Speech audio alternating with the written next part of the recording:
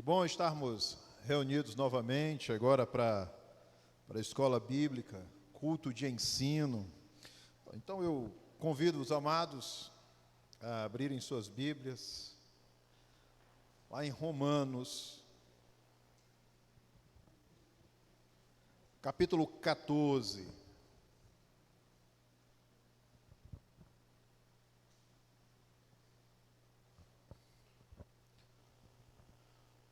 Romanos capítulo 14, você pode permanecer sentado. Romanos 14, de 1, vamos ler o capítulo inteiro, até o versículo 23. Diz assim a palavra do Senhor: aceitem o que é fraco na fé, sem discutir assuntos controvertidos. Um crê que pode comer de tudo. Já o outro, cuja fé é fraca, come apenas alimentos vegetais. Aquele que come de tudo não deve desprezar o que não come tudo, pois Deus o aceitou. Quem é você para julgar o servo alheio? É para o seu Senhor que ele está em pé ou cai, e ficará em pé, pois o Senhor é capaz de o sustentar. Há quem considere um dia mais sagrado que o outro, há quem considere iguais todos os dias. Cada um deve estar plenamente convicto em sua própria mente. Aquele que considera um dia como especial para o Senhor, assim o faz. Aquele que come carne, come-o para o Senhor, pois dá graças a Deus. E aquele que se abstém para o Senhor, se abstém e dá graças a Deus. Pois nenhum de nós vive apenas para si, e nenhum de nós morre apenas para si. Se vivemos, vivemos para o Senhor, e se morremos, morremos para o Senhor. Assim, quer vivamos, quer morramos, pertencemos ao Senhor. Por essa razão, Cristo morreu e voltou a viver, para ser Senhor de vivos e de mortos. Portanto, você, porque julga seu irmão, porque despreza seu irmão? Pois todos compareceremos diante do tribunal de Deus, porque está escrito: por mim mesmo jurei, diz o Senhor, diante de mim todo joelho se dobrará e toda língua confessará que sou Deus. Assim, cada um de nós prestará conta de si mesmo a Deus. Portanto, deixemos de julgar uns aos outros. Em vez disso, façamos o propósito de não colocar pedra de tropeço ou obstáculo no caminho do irmão. Como alguém que está em Jesus Cristo, tenho plena convicção de que nenhum alimento é por si mesmo impuro, a não ser para quem assim o considere. Para ele é impuro. Se o seu irmão se entristece devido ao que você come, você já não está agindo por amor. Por causa da sua comida, não destrua seu irmão, porque em Cristo morreu. Aquilo que é bom para vocês não se torne objeto de maledicência, pois o reino de Deus não é comida nem bebida, mas justiça, paz e alegria no Espírito Santo. Aquele que assim serve a Cristo, agradável a Deus e aprovado pelos homens, pois isso oferecemo-nos em promover tudo quanto conduz à paz, à edificação mútua. Não destrua a obra de Deus por causa da comida. Todo alimento é puro, mas é errado comer qualquer coisa que faça os outros tropeçarem. É melhor não comer carne, nem beber vinho, nem fazer qualquer outra coisa que leve o seu irmão a cair. Assim seja, qual for o seu modo de crer a respeito destas coisas, que isso permaneça entre você e Deus. Feliz é o homem que não se condena naquilo que aprova, mas aquele que tem dúvida é condenado se comer, porque não come com fé. E tudo que não provém da fé é pecado. Amém, amados? Nós já fizemos a oração, então eu gostaria de nós irmos para o texto, mas antes de nós irmos para o texto, a gente precisa trazer aqui antes de ir para a exposição, eu preciso dar alguns esclarecimentos sobre o que é que o texto está falando. Quando a gente chega em Romanos 12, 13, o assunto aqui de Jesus, sobre Jesus é o relacionamento. Paulo vai tratar dos relacionamentos, nosso relacionamento com os irmãos, com as pessoas difíceis. Paulo vai nos ensinar como é que nós devemos nos relacionar com o Estado, com as autoridades. Quando chegamos no capítulo 14, Paulo começa a nos trazer lições de como é que nós devemos lidar com aqueles irmãos que pensam diferente. Agora, a gente precisa entender o contexto de que Paulo está tratando aqui. Amém? Às vezes a gente tem um pensamento assim extremo, quando o assunto são essas diferenças. Quais são os extremos que nós temos e nós devemos evitá-los? Ambos. Extremo 1 é nós acreditarmos que a gente consegue, e que o texto esteja falando sobre isso, sobre aqueles pensamentos contrários, mas que vão na contramão da doutrina cristã. Paulo não está dizendo, não está ensinando como é que nós vamos tratar, como é que nós vamos lidar com as pessoas que pensam diferentes em relação à doutrina. Ou seja, Paulo não está trazendo o ensino aqui de aceitação de uma doutrina contrária. Então, para entendermos, quando a gente fala de doutrina contrária, nós não estamos dizendo e sendo exclusivista como só será salvo se estiver na igreja de Gileade, mas o que nós estamos dizendo é que a doutrina cristã, ela é básica e é essencial. E quando nós temos alguém ou uma igreja que adota uma doutrina diferente, isso nós não podemos conceder como se fosse algo normal. Vou dar um exemplo. Há igrejas que não creem na Trindade. Isso é um problema.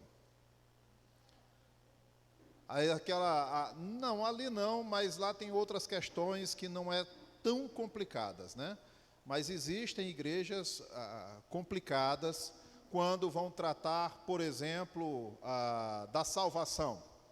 Existem igrejas que acreditam, e a gente vai tratar aqui do sábado exclusivamente, mas existem igrejas que acreditam que a salvação passa por obedecer e guardar o sábado. Obedecer o Antigo Testamento, guardando inclusive o sábado. Então, acaba caindo num problema muito sério. Por quê?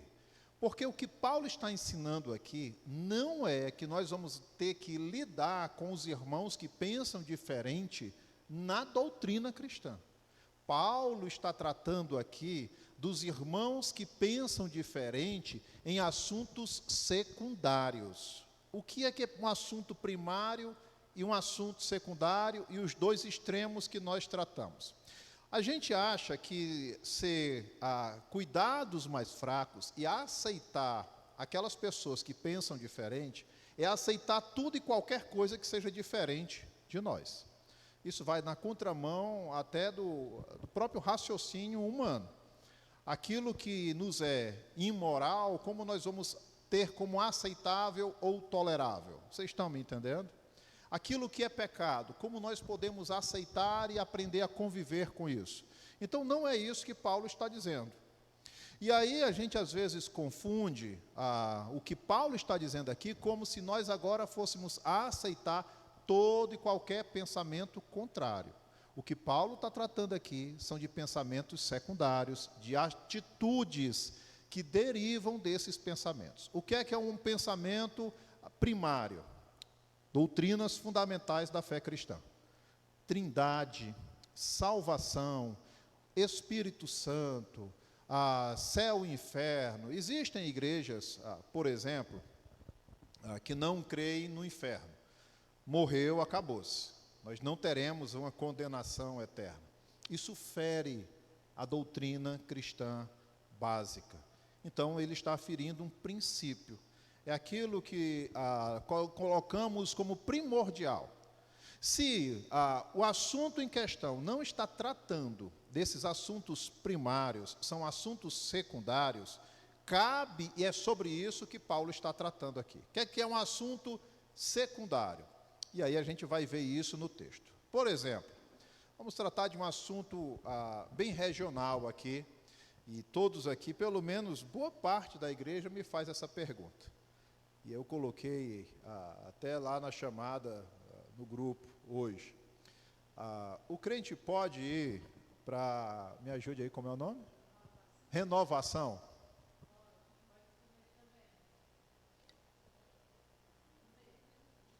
O crente pode participar de renovação?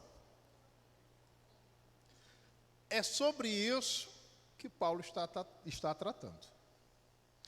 Então, entenda, para a gente compreender aqui melhor, do que Paulo não está tratando, da aceitação de princípios ou de comportamentos ou de ideias que ferem os princípios da palavra. Ele está tratando de uma aceitação e um cuidado nosso com irmãos sobre assuntos secundários. Concordamos com a doutrina, mas existem algumas coisas que alguns irmãos discordam. E aí, quais são esses assuntos? Bom, uma das coisas que muitas pessoas aqui em Juazeiro sempre me perguntam é se o irmão pode ir na renovação. Pastor, pode ir na renovação? E aí gera sempre aquela questão do que eu acho. Olha, eu acho que pode, eu acho que não pode. E a gente esquece de observar o que é que a palavra de Deus nos diz. E a gente vai tendo que levar em conta o que a palavra nos ensina. O texto de Romanos 14 é propício para tirar essas dúvidas. Amém? Então, de que é que nós vamos falar hoje? Nós vamos falar desses comportamentos, pensamentos e atitudes tidas como secundárias. Algo que não fere os princípios. Mas a gente vai dar exemplos mais a fundo. Para começar a responder essa questão, se um crente pode ou se não pode ir a uma renovação, a gente vai observar o texto bíblico, porque o texto bíblico começa a trazer algumas luzes para nós. Olha só o versículo 21, acompanhe comigo. Versículo 21, ele diz assim: é melhor não comer carne, nem beber vinho, nem fazer qualquer outra coisa que leve o seu irmão a cair. É interessante que o texto começa a nos apontar algumas coisas aqui. O que ele diz que nós devemos, se nós não devemos, se nós podemos, se nós não podemos fazer, você está entendendo que ele não está apontando aqui uma questão de pecado diretamente no alimento? A gente vai entendendo o seguinte: primeiro, qualquer alimento que seja, se ele é destinado a um ídolo ou não é, às vezes isso é uma questão cultural. Nós vamos entender o seguinte: aquele que come e tem fé, tem consciência de que aquilo não traz mal nenhum para a pessoa, o que Paulo está dizendo aqui, que o faça. E não tem problema nisso. Por que não tem problema nisso? No versículo, acho que no versículo, deixa eu olhar aqui, versículo 14, como alguém que está no Senhor Jesus, tenho plena convicção de que nenhum alimento é por si mesmo impuro. É o que o texto está nos dizendo. Paulo está nos dizendo que essa questão de alimento, ela está muito mais ligada ao nosso entendimento da palavra. Então, o que é que Paulo está sinalizando para nós? Quer seja por uma renovação, ou alguma outra atitude, ou algum outro, como é que eu posso dizer, evento que venha a ter na casa de um parente, Paulo está dizendo que o alimento em si, ele não tem esse poder. Agora, precisamos ter alguns cuidados. Quais são esses cuidados? É se essa carne foi sacrificada a ídolo ou não? Vamos entender primeiro o contexto em que Paulo disse isso, no tempo que Paulo escreveu isso. No tempo em que Paulo escreveu isso, as carnes os alimentos eram sacrificados a ídolos. Aquilo que não era consumido no templo, ele era vendido na feira. Isso tirou o peso da consagração? Não. Será que isso não ocorre nos dias de hoje? E quando a gente vai na feira, a gente pergunta a origem da carne? Quem cortou essa carne? E esse animal foi oferecido ao Senhor? Foi santificado ao Senhor? Então, a gente passa a entender, segundo o que Paulo nos orienta, que o alimento em si, ele não tem poder algum. Ele é nulo. Agora, qual é o cuidado que nós precisamos ter em relação a alimento ou qualquer outra coisa? O cuidado que nós precisamos ter é se nós não estamos escandalizando alguém que Paulo chama alguém fraco na fé. Exemplo, alguém chegando na igreja, ele pode se escandalizar porque você vai para um evento da sua família lá, aqui na região, a renovação ou outro evento desse. Pode ser. A pessoa não vai se escandalizar? O que é que Paulo está nos orientando? A orientação de Paulo é a seguinte: essa pessoa na igreja, o seu irmão na fé, ele está se escandalizando porque você está comendo? Qual é a orientação de Paulo? Não coma. Você entende que o pecado não está em comer o alimento, mas trazer tropeço para aquele irmão que não tem um entendimento tão aprofundado da palavra? O cuidado não é conosco, porque aquele que tem fé, aquele que tem um conhecimento profundo das Escrituras, sabem que aquele alimento não produz nada de si mesmo, mas pode ter alguém fraco na fé. E nós vamos ter, olha o que é que Paulo vai dizer logo nos primeiros versículos, nós vamos ter que acolher, nós vamos ter que cuidar desses irmãos. Acompanhe os versículos primeiros comigo. Aceitem o que é fraco na fé, sem discutir assuntos controversos. Um crê que pode comer de tudo, já o outro, cuja fé é fraca, come apenas alimentos vegetais. Qual é a instrução de Paulo, então, para nós?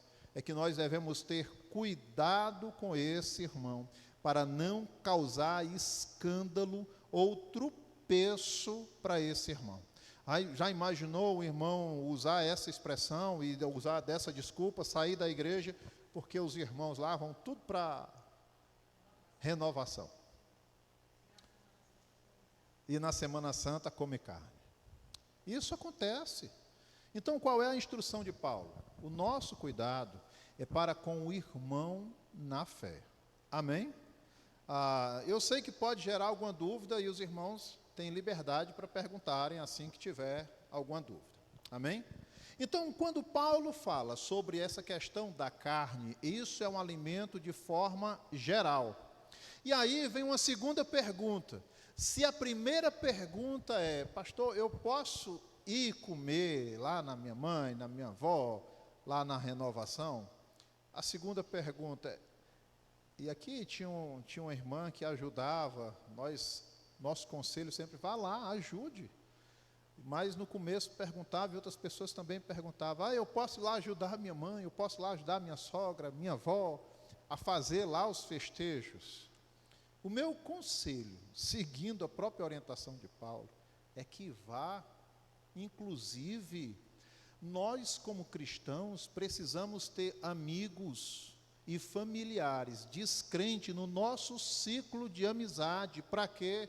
Para que nós possamos influenciá-los. Amém, amados?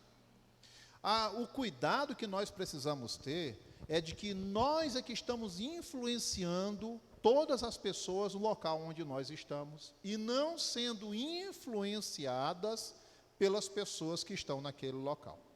Então, o que Paulo vai nos orientar quanto a irmos para um evento como esse, é de que nós temos liberdade de ir, Porém, temos que ter o cuidado se a nossa ação não está causando escândalos para o irmão. Vocês estão me entendendo? Agora, existe limite para isso. A gente precisa entender isso daqui. Paulo não está tratando, vou dizer de novo, de assuntos onde fere a moral, a ética ou os princípios bíblicos. O assunto aqui é guardar o sábado. O assunto aqui é ir para uma festividade na casa de alguém e que essa festividade, às vezes, vem de uma cultura ou de uma religião diferente. Aqui não cabe o mesmo princípio de, por exemplo, lá no colégio do meu filho vai ter carnaval. Meu filho pode pular carnaval? Você entende como o princípio muda? E nós precisamos estar atentos a essas questões.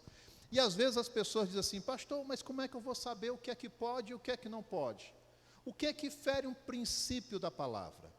Quando a gente trata, por exemplo, de irmos a um evento religioso, às vezes promovido por alguém da nossa família, aquilo está ferindo um princípio da palavra, ou aquilo é uma questão cultural. Porque se fere um princípio da palavra, nós devemos evitar. Se ele não fere um princípio da palavra, nós temos liberdade de escolha, se nós queremos ou se nós não queremos participar. Amém? Vou dar um exemplo prático disso, para a gente compreender. Se vocês abrirem suas Bíblias, ou quiser anotar lá em Atos, capítulo 15, versículo 1, lá nós vamos ter um concílio, a partir dali, no capítulo seguinte, terá o concílio, o primeiro concílio das igrejas. Qual é o problema aí no capítulo 15 de Atos? No capítulo 15 de Atos,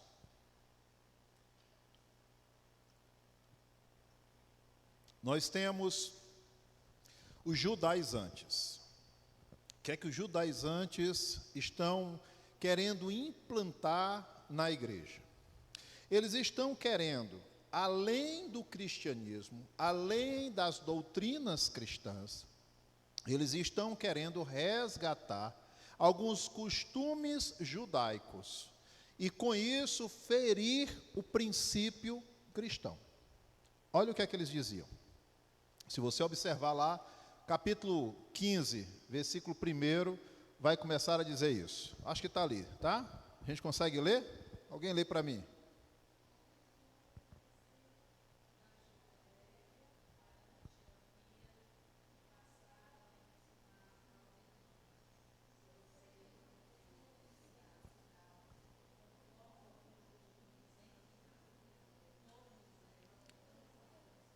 O que é que eles estavam dizendo? Qual costume eles estavam querendo implantar na igreja? Circuncisão. Para quê?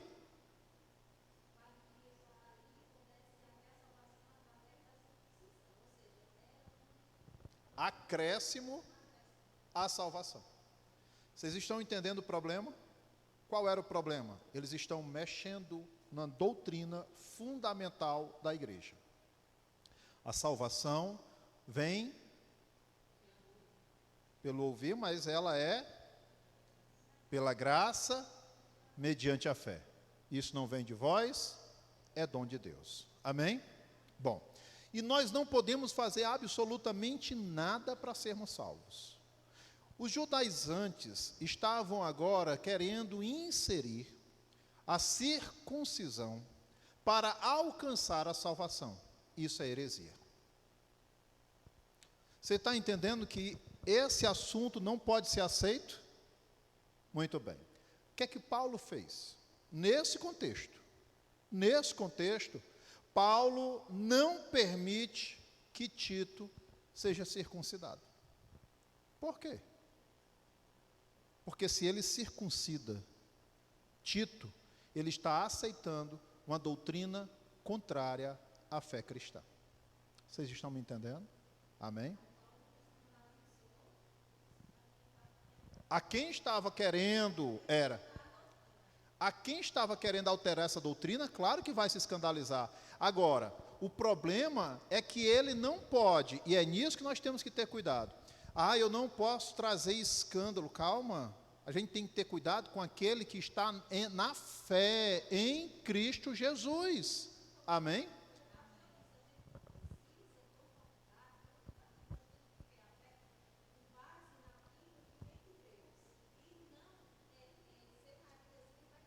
Sim, tem que estar de acordo com a palavra de Deus. Agora observe, nesse contexto, Paulo se nega a circuncidar Tito. Amém? Aí Paulo vai fazer as viagens missionárias. Mas para ele entrar dentro de um círculo judaico, ele chama Timóteo e diz: Timóteo, eu vou lhe circuncidar. Por que que ele não circundou Tito e fez a circuncisão em Timóteo? Você entende que o assunto é o mesmo? Ambos estamos tratando de quê? Da circuncisão. Por que que ele circuncida um e não o outro? Porque no primeiro, em Tito, qual era o problema? A doutrina cristã. No segundo, qual era a questão? Cultural. Para ele entrar na cultura judaica, ele precisava ter os costumes judaicos. Paulo tinha esses costumes. Paulo era judeu, era fariseu dos fariseus. Para ele não tinha nenhum problema estar no meio dos judeus, mas Timóteo não. E para que Timóteo pudesse entrar e alcançar os judeus, ele precisava participar da cultura judaica. Então, o que é que Paulo orienta Timóteo? Faça a circuncisão. Vocês entendem em que um ele está observando a doutrina, em outro ele está observando o quê? A cultura. E essa tem que ser o nosso modelo.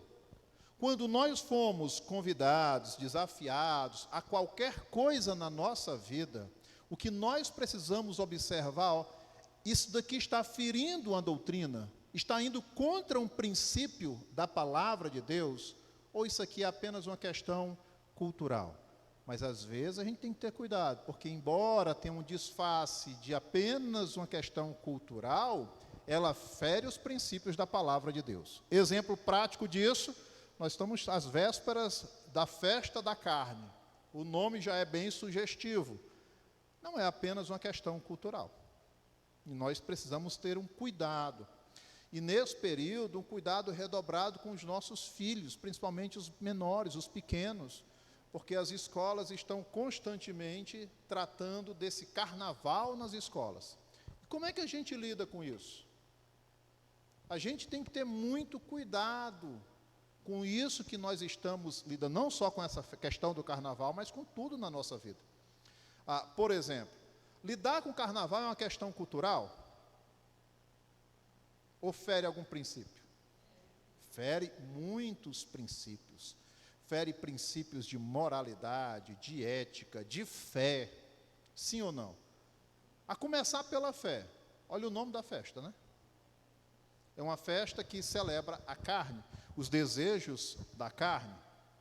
Então a gente tem que ter esse cuidado. Amém? Até aqui tudo bem?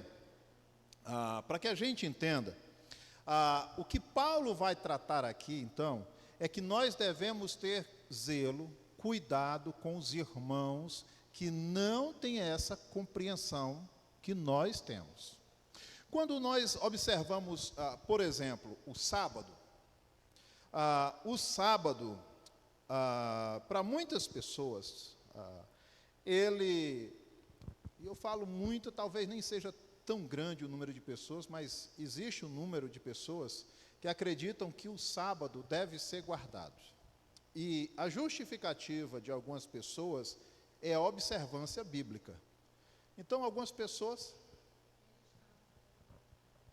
E ainda está nos 10 mandamentos, né?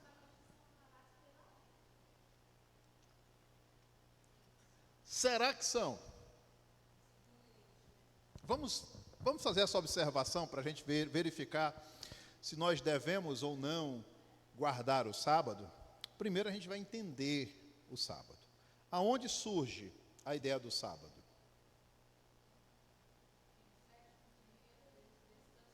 Na criação. Então, o sábado, o sétimo dia é a majestade da criação. Amém? Agora, qual é o princípio que está por trás disso? O sábado. O sábado era o dia do Senhor. Nunca foi tido como um dia de as pessoas pudessem colocar os pés para cima e não fazer nada. O sábado, no Antigo Testamento, assim como todo o Antigo Testamento, era um princípio a ser observado, era algo que nos ensinava, como Paulo vai dizer, é um aio, é um tutor, é um professor nosso para nos ensinar. Então, qual é o ensino do sábado para nós? É que durante 6 dias da semana nós podemos fazer qualquer coisa. Qualquer coisa. Trabalhar, descansar, namorar, passear, nos alimentarmos.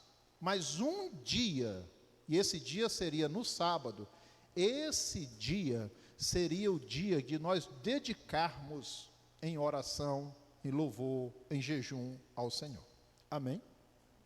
Bom, aí as pessoas observam a guarda do sábado como algo, e olha o perigo, todo aquele que guarda o sábado traz isso como um adjunto, um auxiliar ou um acréscimo à salvação.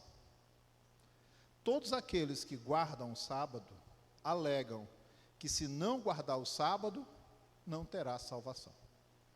Se o sábado, lá no Antigo Testamento, ele é a majestade da criação, o domingo é a majestade da salvação, da glória de Deus. Jesus morreu em que dia? Numa sexta-feira. Ele ressuscitou.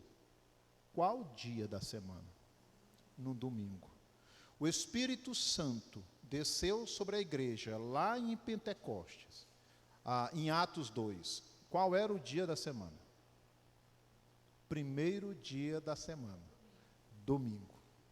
Nós temos desde os apóstolos, que há uma mudança do sábado para o domingo como sendo o dia destinado à adoração ao Senhor. Então, o que mudou não foi o princípio, foi o dia. O dia que era sábado, que ele representava a majestade da criação, veio para o domingo, representando agora a majestade da soberania, graça, salvadora e redentora do Senhor Jesus. Então, a ideia de que algumas pessoas ainda guardam, principalmente a igreja adventista, vai guardar, vai falar do sábado, esse princípio, ele é muito falho. Por quê? Porque essa observação da igreja adventista é de que a salvação está na guarda do sábado. E a nossa salvação não está em guardar um dia na semana, mas nós fomos alcançados, redimidos pelo Senhor Jesus. E agora nós temos uma vida santa. E nós precisamos ter um dia da semana para buscar ao Senhor. Amém? Então, a ideia da igreja adventista, só para que a gente entenda, é o seguinte: mas isso quem criou o domingo como sendo o dia que a igreja vai adorar ao Senhor foi Constantino. Só para você ter ideia, isso é uma questão histórica. Constantino, nós estamos falando do ano 315, são 3 séculos depois dos apóstolos. Mas os apóstolos já guardavam o sábado.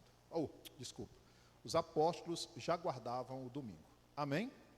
Lá em Colossenses, se você puder, acho que o Pedro vai colocar lá também, Colossenses 2,16, Paulo vai também trazer uma orientação para que a gente não se prenda a essas questões menores. Se a questão fosse apenas o sábado ou o domingo, qual seria o conselho? Nós estamos apenas falando do dia, sábado ou domingo. Aquele que guarda o sábado, amém. Aquele que guarda o domingo, amém. O problema é que em quase a totalidade das pessoas que guardam o sábado, o fazem esperando alcançar a salvação. E aí fere um princípio da palavra de Deus. Amém? Colossenses 2,16, Paulo vai dizer: portanto, não permita que ninguém os julgue pelo que vocês comem, olha lá, de novo tratando desse assunto, ou bebem, ou com relação a alguma festividade religiosa, ou a celebração das luas novas, ou dos dias de sábado. Paulo já está trazendo a elucidação. Essa questão de guardarmos o sábado cai na mesma questão do alimento. Se nós estamos falando de uma questão cultural, se é sábado, se é domingo, não tem problema. Se alguém quer guardar o sábado, porque acredita que por ele vai alcançar a salvação, nós temos um problema. E quando nós temos um problema que fere alguma doutrina bíblica, nós não podemos simplesmente fechar os olhos e aceitar aquilo. Precisamos refutar e ensinar a forma correta. Amém, amados? Até aqui, tudo bem? Amém. Alguma dúvida? Amém. Então vamos para a exposição do texto para a gente poder avançar, tá certo? Isso aqui é o contexto geral do texto de Romanos. Então, logo nos versículos primeiros, o que é que Paulo vai começando a dizer? Do 1 ao 3, ele vai dizer que nós precisamos aceitar aquele que é fraco sem discutir assuntos controversos. Então, um dos cuidados que nós, como irmãos, uns dos outros precisamos ter, é de não trazer assuntos secundários e controversos que podem trazer prejuízo para a igreja. Entenda, nós não estamos dizendo que nós vamos nos excluir de assuntos polêmicos. Não é isso que Paulo está dizendo. Paulo está dizendo é que tem assuntos para algumas pessoas que ainda não alcançaram maturidade para discutir aqueles assuntos. Exemplo, um pensa, que é o texto está dizendo, um pensa, rapaz, se eu for para eu sempre esqueço, renovação, eu perdi a salvação, meu Deus do céu. Pronto. Esse irmão tem maturidade para entender diferente? Não. Mas nós estamos tratando de uma quebra de algum princípio? Não, respeita o irmão. Qual é o princípio de Paulo, então? Nem coma. Se você estiver lá e tiver algum irmão que vai se escandalizar, evite. E o cuidado não é com a sua vida, o cuidado é com quem? Com a vida do seu irmão. Amém? Então Paulo vai dizer o que no versículo 3? Aquele que come de tudo não deve desprezar o que não come. E aquele que não come de tudo não deve condenar aquele que come, pois Deus o aceitou. Então o conselho de Paulo vai para um e vai para o outro. Se tem algum irmão fraco na fé e não concorda que alguém não possa ir para uma renovação, amém, meu irmão? Não condene aquele que vai. E o que vai, não critique o que não vai. Porque nós não estamos tratando de um assunto de doutrina, nós estamos tratando de um assunto secundário à doutrina. Amém? No versículo 4, Paulo vai dizer: quem é você para julgar o servo alheio, e para que o Senhor que está com ele, cuide para que ele fique de pé, ou que ele caia. O que é que Paulo está dizendo? Tanto aquele que é forte na fé, quanto aquele que é mais fraco na fé, ambos foram alcançados pela graça de Deus. Amém, irmãos? E a gente sabe que tem alguns irmãos que, embora esteja há pouco tempo na igreja, têm uma fome pela palavra e crescem mais rápido na palavra e no conhecimento. E às vezes tem irmãos que estão até algum certo tempo na igreja, mas que ainda são fracos na fé. Bom seria se todos nós tivéssemos o desejo e fome pela palavra e tivesse a facilidade na compreensão. Às vezes as duas coisas não acontecem. Tem pessoas que até têm desejo de aprender, mas por algum motivo não conseguem acompanhar todo o ensino. E o que é que Paulo está dizendo? Que nós devemos ter o cuidado de uns para com os outros. No versículo 5, ele vai tratar dessa questão do dia. Há quem considere um dia mais sagrado que o outro. Há quem considere iguais todos os dias. Cada um deve estar plenamente convicto em sua própria mente. Aquele que considera um dia como especial para o Senhor, assim o faz. É o que nós acabamos de dizer. Se tem algum irmão que diz, e vou dar um exemplo. Às vezes existem pessoas que têm um trabalho assim diferenciado no horário. Ele só pode folgar na segunda-feira. Que dia que ele vai tirar para o Senhor? A segunda-feira. Segunda-feira para ele pode nem ter culto na igreja, mas é o dia que ele vai se consagrar ao Senhor, é o dia que ele vai buscar o Senhor. Talvez seja o dia que ele vai assistir online a mensagem, o culto, porque ele não consegue frequentar, às vezes, o domingo. Então, não é o dia que ele vai separar para o Senhor quem vai trazer salvação ou condenação a ele. Amém? É o que Paulo está nos dizendo. No versículo 7, ele diz, pois nenhum de nós vive apenas para si, e nenhum de nós morre apenas para si. Se vivemos, vivemos para o Senhor, se morremos, morremos para o Senhor. Assim, quer vivamos, quer morramos, pertencemos ao Senhor. Por esta razão, Cristo morreu e voltou a viver, para ser Senhor de vivos e de mortos. Portanto, você, por que julga seu irmão? E o cuidado que nós precisamos ter aqui, amados, quando a gente trata de julgar o irmão, a gente cai noutra perigosa armadilha. Qual é a armadilha? Nós vivemos um tempo onde pensar já está quase virando crime. Deixa eu fazer uma pergunta básica. Nós podemos julgar? Parece que a igreja é dividida, né? Alguns acham que a gente pode julgar, outros acham que a gente não pode julgar. Podemos julgar ou não podemos julgar? Se nós não julgarmos, nós não vamos discernir o que é certo e o que é errado. Amém? Então, julgar é discernir, entender, observar o que é certo, o que é errado.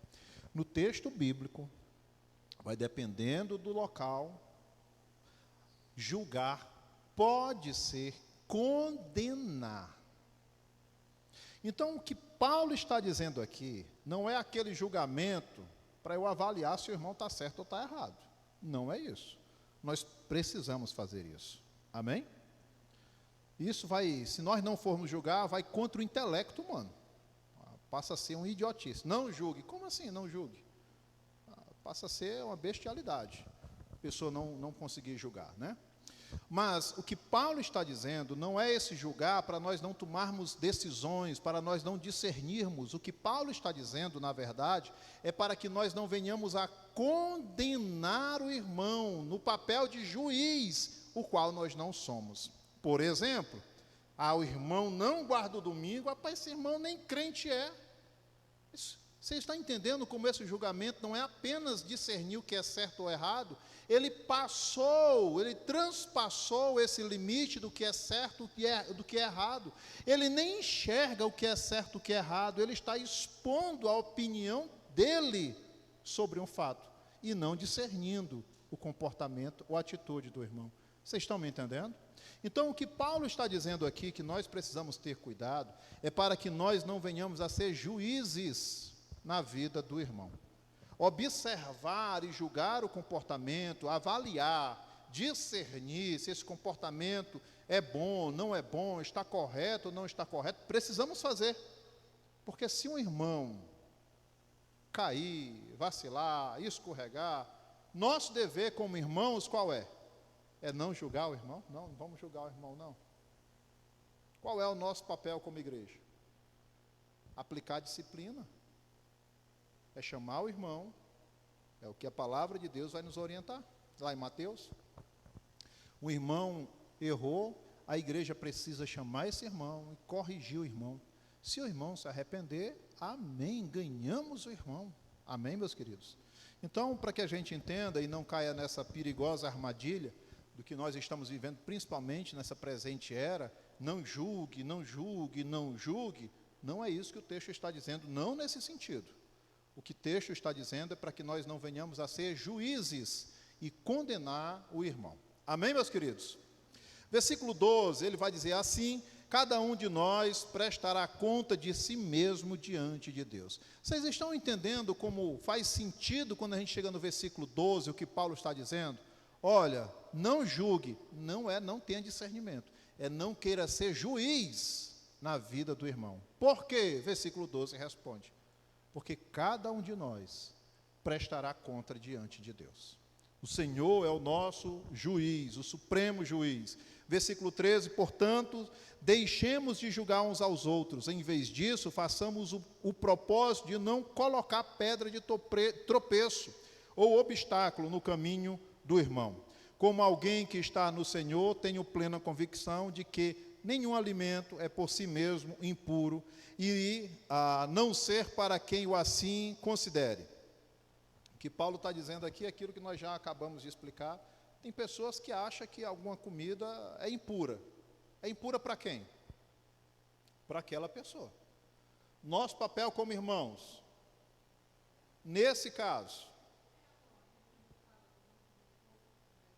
no Antigo Testamento tinha algumas implicações. No Antigo Testamento havia algumas implicações, tá? Quando a gente chega no Novo Testamento, a nova aliança, ela é bem clara de que nós não temos restrição alimentar. O que é muito comum entre nós, né? Entre os crentes. Meu nome é galinha, ajuda aí. Galinha cabidela. Chorisco. Galinha cabidela, chorisco, carne de porco, que mais, Sam? Mas não tem um monte de comida que a gente, não pode comer. Tá, primeira pergunta, não pode comer por quê? Você está entendendo em que o contexto, ele se esvazia quando nós observamos essa nova aliança? A nova aliança nos garante salvação em Cristo Jesus, embora isso não tenha mudado do Antigo Testamento para o Novo Testamento. Mas o Antigo Testamento trazia consigo um ensino, e de que deveria haver purificação, separação de todas as pessoas que eram separadas ao Senhor. Então deveriam ser diferentes, se abster de alguns alimentos. E isso não era porque o alimento em si pudesse ser contaminado. Não era o alimento em si, mas a distinção daquele povo. Quando nós chegamos na nova aliança, a distinção do povo de Deus não é pelas vestes, não é pelas festas, é pelo novo viver. Vocês estão me entendendo? Amém? Nós não somos distintos porque vestimos roupas diferentes, embora devamos vestir roupas diferentes. Nosso chamado não é apenas para ser algo, comportamental, mas como um todo. Então, entenda, não existe alimento que nós não possamos comer. Agora, volta para a instrução de Paulo. Se alguém acha que não deve comer galinha cabidela, não coma. E nós vamos respeitar. Amém? Mas se você chegar na casa de um irmão e tiver galinha cabidela, também não critique o irmão por ter galinha cabidela. Não se escandalize. Comeu, não sei se a pessoa vai conseguir comer, porque tem pessoas que não é nem a questão religiosa, mas até uma questão do hábito alimentar, né? Vocês estão me entendendo? Então, sobre o alimento, a gente pode voltar novamente ao versículo 15, que Paulo vai dizer que versículo 14, nenhum alimento em si mesmo é impuro, a não ser para aquele que o considera. Vocês estão me entendendo? Amém, amados? Bom, então vamos avançar. Até aqui alguma dúvida? Vamos avançar. Versículo 15, se seu irmão se entristece devido ao que você come, olha a instrução de Paulo, então, não coma. Você entende que o que pode evitar que a gente venha ter um comportamento, ou ir para um local, ou comer um alimento, está mais ligada ao cuidado que eu vou ter com a fé do meu irmão do que com a questão da minha vida, e isso voltando sempre àquele princípio, fere um princípio bíblico? Não, não fere. É uma questão cultural, a gente pode optar.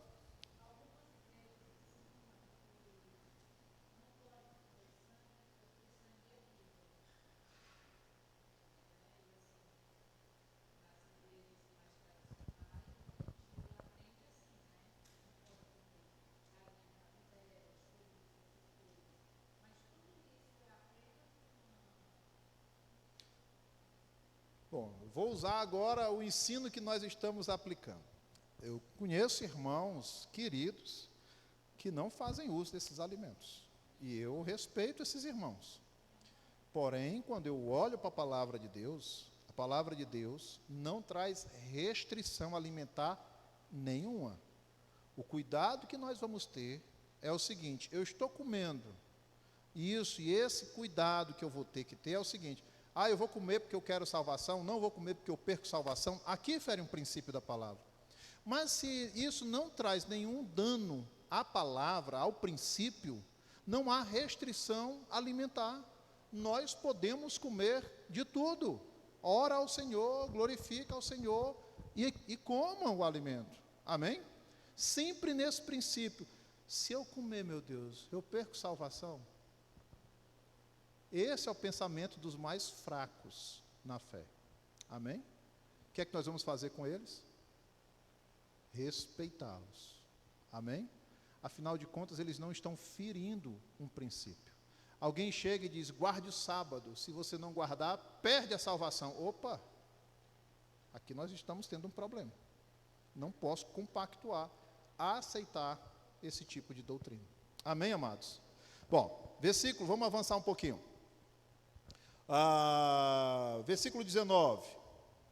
Por isso, esforcemo-nos em promover tudo quanto produz a paz e edificação mútua. Não destrua a obra de Deus por causa da comida. Todo alimento é puro, mas é errado comer qualquer coisa que faça os outros tropeçarem.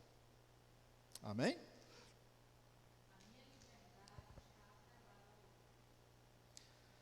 Nós temos que ter um cuidado muito grande. Assim, às vezes a gente fala muito do alimento e esquece de outra questão que eu acho mais essencial. É a questão do alimento. O alimento, a palavra de Deus não traz restrição alimentar ao crente. Amém? Nenhuma. Porque o alimento, como Paulo já acabou de falar, o alimento não produz mal algum em si próprio. Amém? Então a gente pode orar e nos alimentarmos. Se tem um irmão que acha que não pode comer, a gente respeita. E por respeito ao irmão, nem como.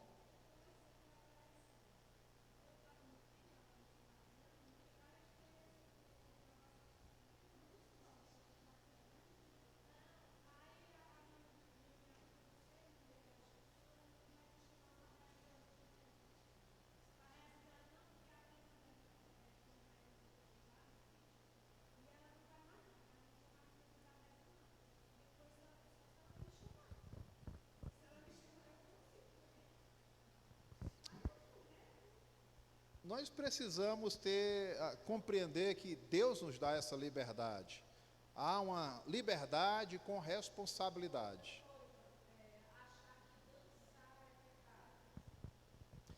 Bom, a gente vai sair, quanto à dança e à vestimenta, a gente sai um pouco do contexto que Paulo está tratando. Mas é muito interessante nós falarmos. Por quê? Porque a dança é pecado?